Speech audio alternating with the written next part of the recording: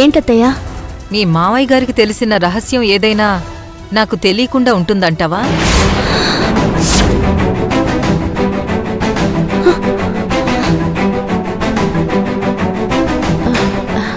అబ్బే, ఆయనకి తెలిసిన ఏ విషయాన్నైనా మావయ్య గారు మీతో పంచుకోకుండా ఎలా ఉంటారు? అది నిజమే. కాని అందరికీ తెలిసిన రహస్యమేదో నాకు మాత్రమే తెలియకుండా ఉందా అన్న అనుమానం కలుగుతుందమ్మా. నిజమేంటో అన్నది ఆ దేవుడికే తెలియాలి. అలాంటిదేమైనా ఉంటే మీకు చెప్పేవారు కదా అత్తయ్య. అబ్బే, నువ్వు దాచావు అన్నది నా ఉద్దేశం కాదమ్మా.